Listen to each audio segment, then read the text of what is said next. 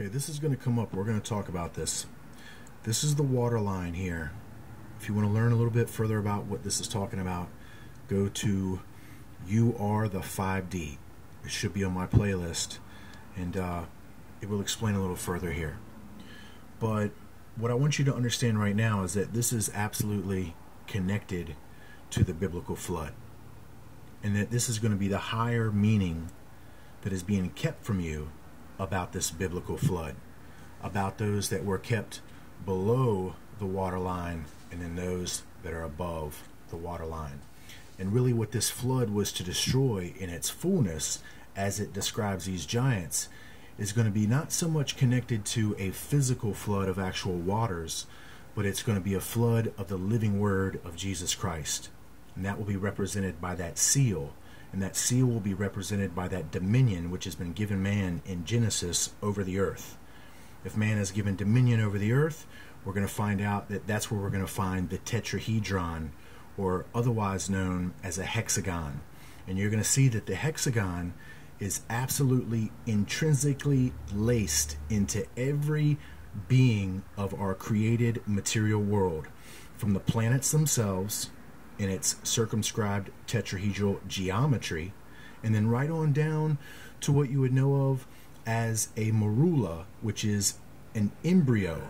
Not only is it an embryo of an animal, but it's also representative of an embryo in a vegetable state. So the earliest form, embryonic state for any living creature that it takes is known as a morula. Well, it just so happens that this morula is represented by a connection of hexagonal shapes that come together. So we see from micro to macro, from the smallest embryonic form to the highest embryonic form, a planet itself, you're going to see is connected to this Star of David. Other words, a tetrahedron. Now we're going to find out that a tetrahedron is not an evil symbol. We're going to find out that it's not exclusively related to Saturn. We're going to find out that every planet has a tetrahedron at its north and south pole. And you can probably connect that information up further with Richard C. Hoagland, who did a lot of work for NASA back in his early career, but does now offer some information connected to this circumscribed tetrahedral geometry. So if you can understand that this hexagon, or this seal, is interlaced into everything of our material matter or form, you're going to find out that that is the seal that is barring these beings from entering in our world. That's also why it's known as the seal of Saturn, because it's the seal which is blocking Satan himself from entering in our world. And you'll find out who sets that seal up in the book of Enoch. It's going to be related to the recalling of Gabriel and Michael and Enoch. Those are the ones that set the seal up.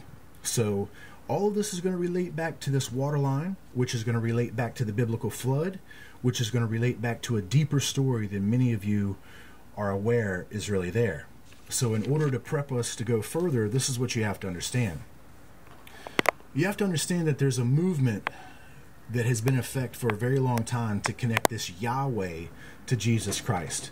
Well, you know, my work shows that Yahweh and Jesus Christ are absolutely separate in their identity, in their personality, in their characters.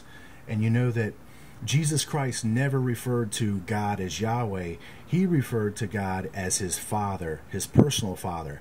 Yahweh was not a personal God. He was a nationalistic God. When Jesus Christ came to reveal the fullness of the Father, he revealed the Father was personal not only to Jew, but to Gentile alike. And that the Father was all merciful, that the Father was all loving. So there's much to go on, at least in my work that I've done with this channel, to show you that Jesus Christ and Yahweh are separate. Well, if you understand about the biblical narrative concerning the flood, Yahweh was to send the flood to destroy mankind, basically sinful mankind, the giants, and then only save one portion of mankind, Noah and his family. Well, they want to team up Jesus Christ with Yahweh so that you can think that Jesus had a part in this destruction of mankind with the flood. I'll show you where he doesn't. I'll be back.